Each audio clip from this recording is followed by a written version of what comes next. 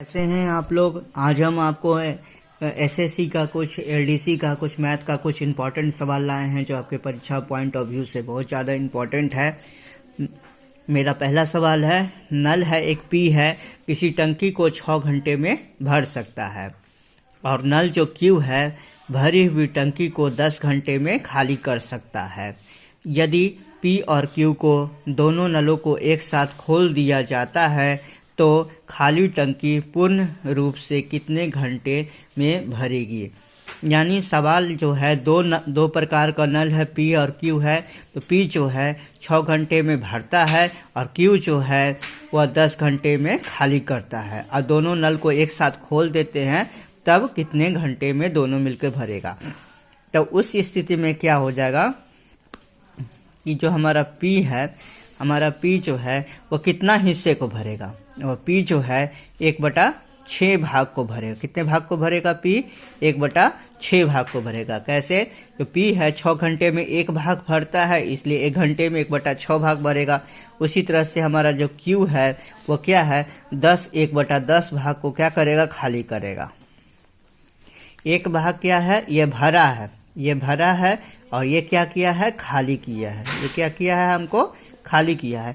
जो भरा और खाली वाला बात है और दोनों मिल करके हमको कितना भाग भरेगा, तो उस स्थिति में क्या हो जाएगा कि ये घट जाएगा। तो 1/6 माइनस क्या हो जाएगा, 1/10 हो जाएगा। तो इसका एलसीएम ले लेते हैं तो कितना आ जाएगा।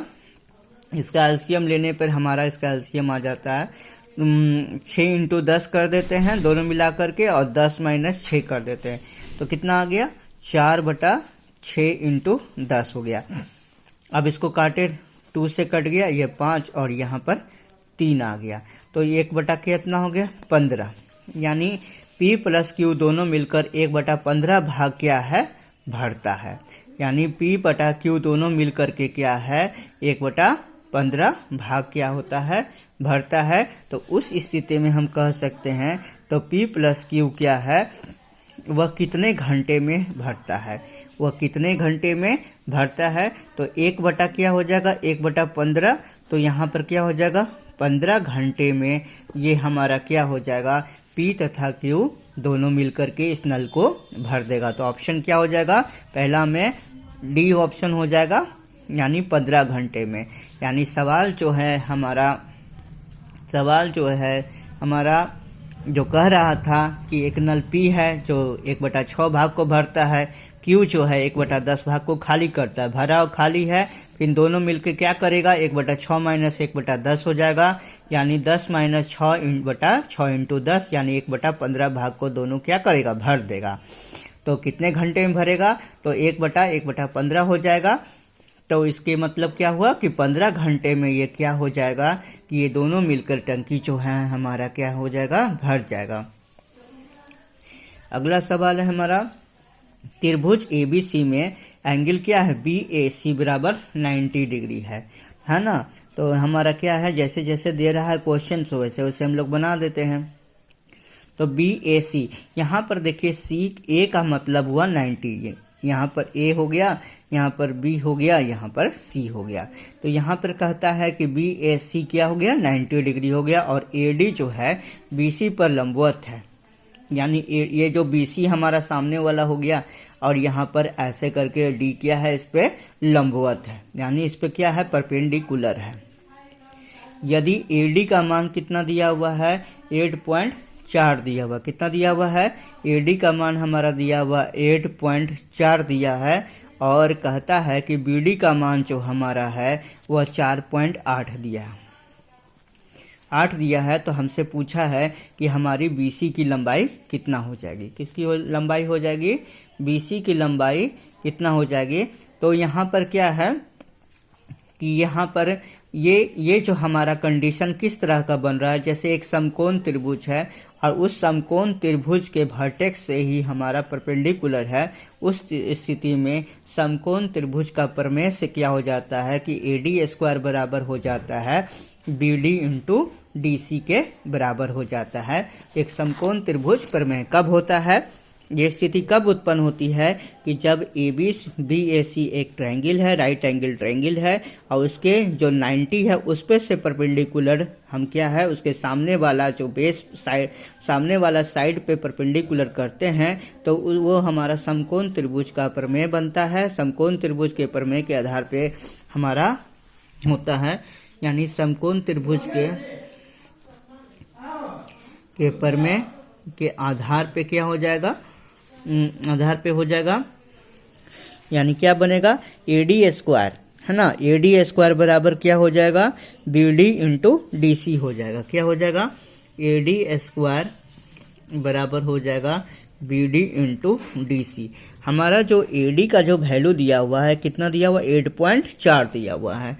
तो यहाँ पर क्या हो जाएगा, 8.4 का स्क्वायर हो गया। और BD का मान कितना दिया हुआ है, BD का जो हमारा मान दिया हुआ है 4.8 दिया हुआ, कितना दिया हुआ, 4.8 दिया हुआ। DC का मान हमको निकालना है। यहाँ पर DC बराबर कितना हो जाएगा, 8.4 इंटू क्या हो गया 8.4, क्योंकि 2 बार है 4.8 हो जाएगा। 4 यहाँ पर क्या हो जाएगा 8 हो जाएगा। अब हम इसको क्या है, इसको काटते हैं, 1 शून्य से 1 शून्य कट जाएगा, और यहाँ पर 1 10 हटाएंगे, नीचे 1 10 आ जाएगा। अब हम इसको क्या है काटते हैं, 2 से काटते हैं तो 42 हो जाएगा, और यहाँ पर क्या हो जाएगा 24 हो जाएगा, 24 हो जाएगा। फिर 2 से काटते हैं तो कितना हो जाएगा 21 हो जाएगा, है ना। और ये कितना हो जाएगा 12 हो जाएगा। तो 12 सते कितना होता है, 12 सते 84 हो जाता है। तो इसको उससे गुना करेंगे तो 740/10, यानी कितना आ गया हमारा, यानी 14.7 सेंटीमीटर आ गया। यानी इसके सहायता से हम DC का वैल्यू निकाल ली। हमको किसका वैल्यू यहाँ पर निकालना था, हमको इसका वैल्यू BC का मान निकालना था। इसका मान निकालना था BC का मान, हमको BC का मान निकालना था। तो BC का मान कैसे निकालेंगे, BC का मान निकालने के लिए हमको BD प्लस DC को जोड़ देंगे तो BC का मान आ जाएगा। BC बराबर क्या हो जाएगा, BD प्लस DC हो जाएगा। और हमारा BD का मान कितना दिया हुआ है, BD का मान दिया हुआ है 4.8 दिया है, और इसका मान कितना दिया हुआ है 14.7 दिया हुआ है। तो पॉइंट को 15 हो जाएगा, और 18 1 19 हो जाएगा, यानी 19.5 सेंटीमीटर आ जाएगा। कितना आ जाएगा, 19.5 सेंटीमीटर आ जाएगा। तो हमारा ऑप्शन कौन हुआ, ऑप्शन नंबर B हुआ, ठीक है ना। इसमें क्या है कि अगर कोई त्रिभुज राइट एंगल ट्रायंगल है, उसके राइट एंगल वाले वर्टेक्स से उसके सामने वाले बेस पे अगर परपेंडिकुलर रहता है तो समकोण त्रिभुज का प्रमेय बनता है। समकोण त्रिभुज का प्रमेय बराबर AD स्क्वायर बराबर BD इंटू DC होता है। हमारा क्वेश्चन में क्या था, AD और BD का वैल्यू दिया, CD का वैल्यू निकाल दिए। उसके आधार पे हम लोग फिर उसके बाद क्या किए हैं, उसके आधार पे हम लोग क्या किए हैं कि BC का वैल्यू निकाल, BD प्लस DC को जोड़ दिए तो हमको BC का वैल्यू निकल गया कितना, 19.5 सेंटीमीटर हुआ। अब हम लोग क्या है अगला सवाल देखते हैं। अगला सवाल क्या कहता है, दो संकेंद्री वृत्तों की आंतरिक और बाहरी त्रिज्या जो है वह क्रमशः 6.7 सेंटीमीटर है और 9.5 सेंटीमीटर है, और उसके क्या है, उसके परिधि के बीच का अंतर दिया हुआ इतना। मान लेते हैं कि एक सर्किल ये है, एक छोटा सर्किल है स्मॉल r, और यहाँ पर उसके अंदर संकेंद्रिक मतलब वृत्त के अंदर वृत्त। तो यहाँ पर क्या है, एक बड़ा सर्किल है, कैपिटल R है।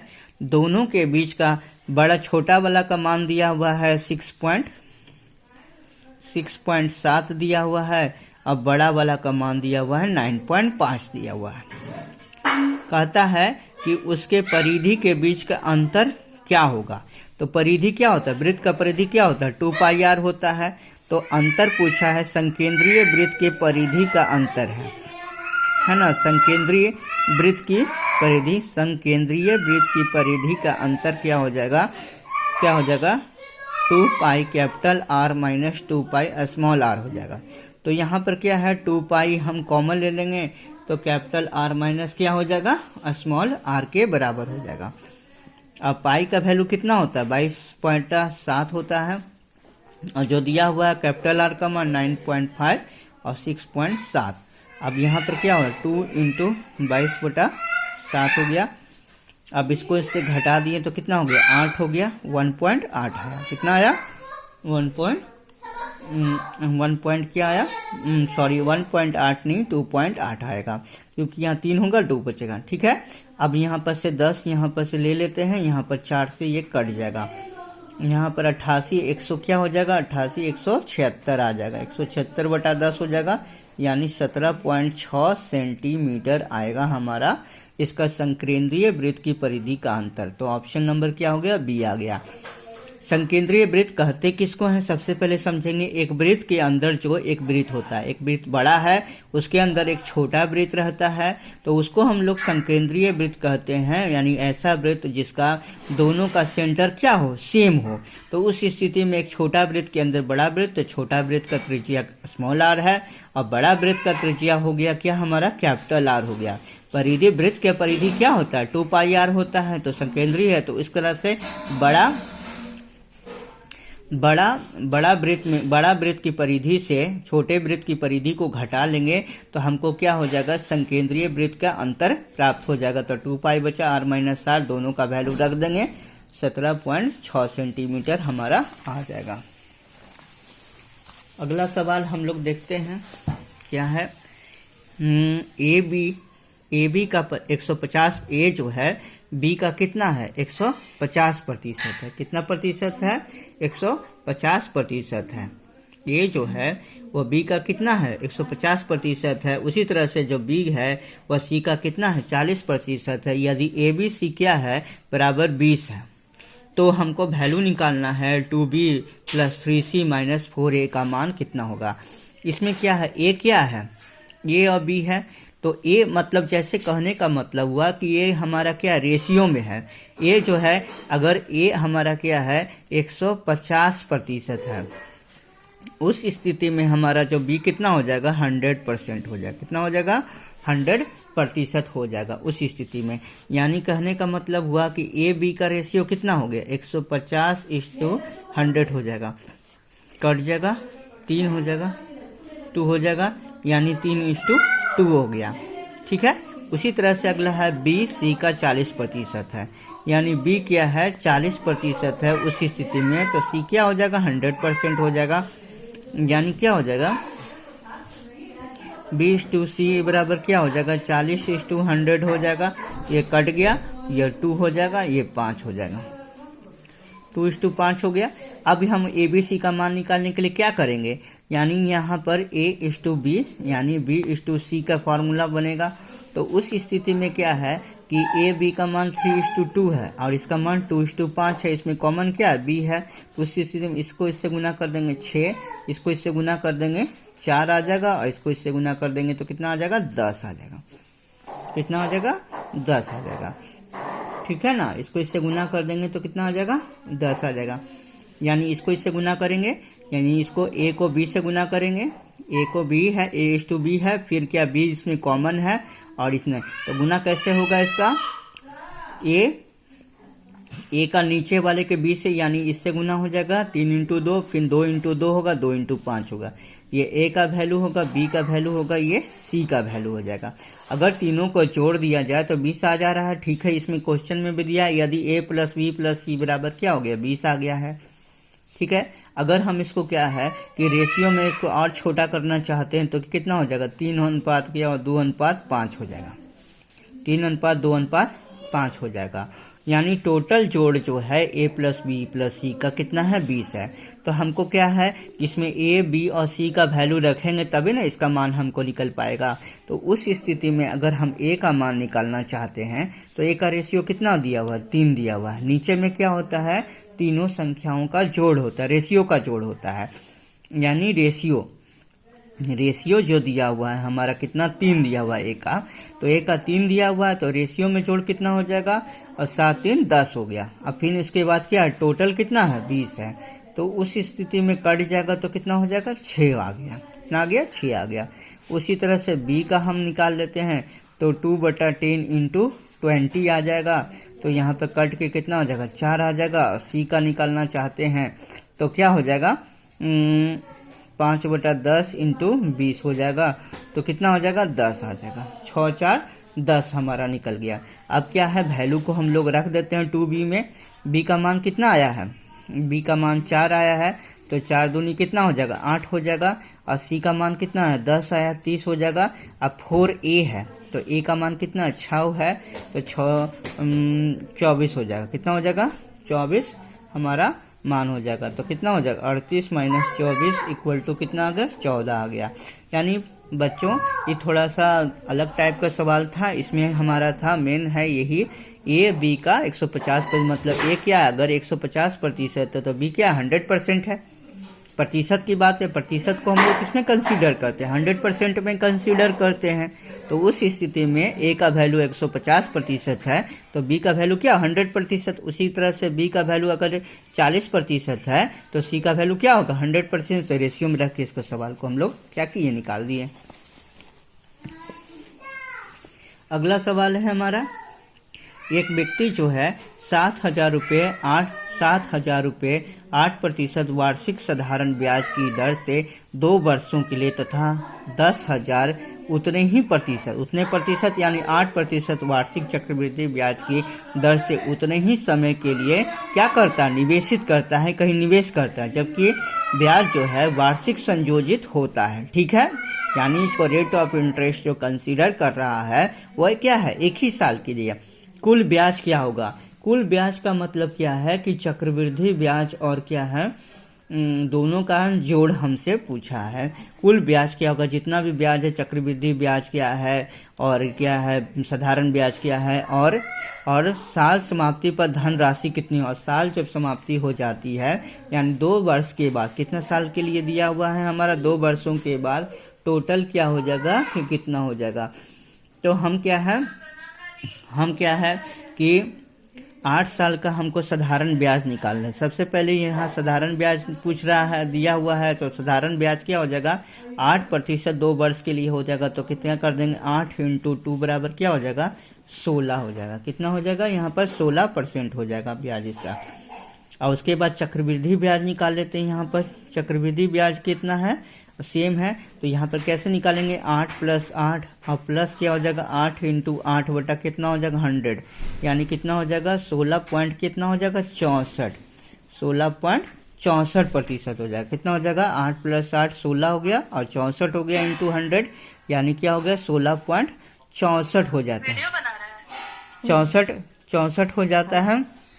उसके बाद हमारा जो क्वेश्चन में कह रहा है कि कुल ब्याज कितना हो जाएगा, तो कुल ब्याज के हिसाब से क्या हो जाएगा कि इसका जो मूलधन दिया हुआ है 7,000 रुपया, तो यहाँ पर 7,000 रुपया के हिसाब से इसका मूलधन इसको गुना कर देंगे, तो यहाँ पर क्या हो जाएगा कुल ब्याज हमको निकालना है।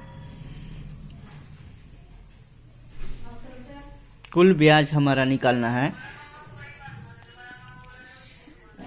7,000 पे क्या है 7,000 पे क्या है हमारा क्या हो जाएगा 7,000 पे 16% के हिसाब से हमको निकालना है। फिर उसके बाद क्या है 10,000 चक्रवृद्धि ब्याज के लिए है, 10,000 है इंटू क्या हो जाएगा 10,000 इंटू 16.4 हो जाएगा। कितना हो जाएगा 16.64 हो जाएगा। अब यहाँ जैसे ही प्रतिशत को हटाएंगे तो यहाँ पर क्या हो जाएगा 2 जीरो कट जाएगा। इसके बाद हमारे इसको इससे गुना करेंगे तो कितना हो जाएगा 1120 हो जाएगा। फिर इसके तरह से इसका प्रतिशत को हटाएंगे यानी 2 दूनी 4, चारों खत्म हो जाएगा, तो यह क्या बचेगा 1664 बच जाएगा। अब इसको क्या है जोड़ देंगे, तो जोड़ देंगे तो कितना आ जाएगा 2784 आ जाएगा। ये 4 हो गया, 6 2 8 हो गया, अब यहाँ पर 7 हो गया, 2 हो गया, यानी इसका कुल ब्याज कितना निकल गया 2784 रुपया निकल गया। तो हमसे सवाल जो पूछा है, क्या पूछा है सवाल, हमसे सवाल पूछा है कि कुल ब्याज की दर निकालना, समय समाप्ति पर धन राशि निकालना है, कितना होगा। मिश्र धन पूछा है, तो मिश्र धन बराबर क्या होता है, मिश्र धन बराबर क्या होता है मूलधन प्लस ब्याज होता है।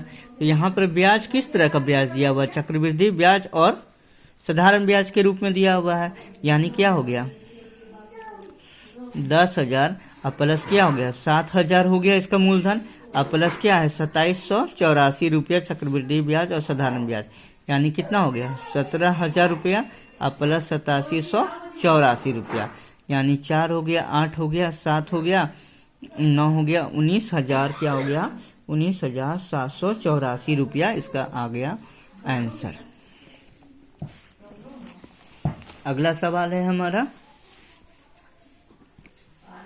किसी पतंग की डोर की लंबाई कितना है, 158 मीटर है। किसी पतंग की डोर की लंबाई कितना है, 158 मीटर है, और यह 36 के साथ कितना कोण बनाती है, 30 डिग्री का कोण बनाती है। तो पतंग की ऊंचाई कितनी है, और मान ले कि डोर जो है ढीली नहीं है।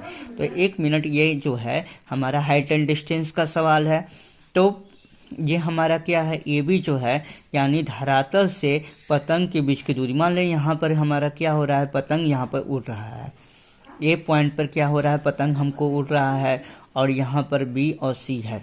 ये हमारा आदमी यहाँ पर खड़ा है, और यहाँ पर ये पतंग की डोर पकड़ के यहाँ पर ए पॉइंट पर उड़ा रहा है। यहाँ पर मान लेते हैं ये 90 डिग्री यहाँ पर बना रहा है, इसके साथ कितना कोण बना रहा है, थीटा डिग्री का कोण बना रहा है। तो हमारा क्या कहता है कि पतंग की डोर की लंबाई यानी एसी की लंबाई दिया हुआ कितना, 158 मीटर दे दिया है। हमसे क्या पूछा है कि पतंग की लंबाई कितना होगी, लंबाई मतलब एस ए बी की लंबाई एच पूछा है पूरा का पूरा। तो यहाँ पर क्या दिया हुआ है, एक राइट एंगल ट्रायंगल बन गया है। यह हमारा दिया हुआ है क्या, परपेंडिकुलर दिया हुआ है, और परपेंडिकुलर निकालना है, और हाइपोटेनस दिया हुआ है। तो उसी स्थिति में हम क्या निकालें, कौन सा टर्म यूज करेंगे, साइन का टर्म यूज करेंगे। थीटा का मान कितना दिया, 30 डिग्री दिया हुआ है। तो साइन 30 डिग्री बराबर क्या हो गया, मतलब लंब बटा कर्ण होता है। तो लंब कितना दिया हुआ h, और कर्ण हमारा कितना दिया हुआ 158 दे दिया है। साइन 30 का मान क्या होता है, हाफ होता है, h बटा 150 हो गया। अब इसको यहाँ पर सामने काट देंगे तो कितना हो जाएगा, 79 आ जाएगा। तो तीछा गुना होके 79 आ जाएगा। तो उस स्थिति में हमारा क्या हो गया कि धरातल से जो पतंग की ऊंचाई हो गया 79 मीटर हो गया। तो ऑप्शन नंबर कितना होगा, सी हो गया। प्यारे बच्चों, हम आपके लिए एसएससी का कुछ इम्पोर्टेंट मैथमेटिक्स का सवाल लाए थे।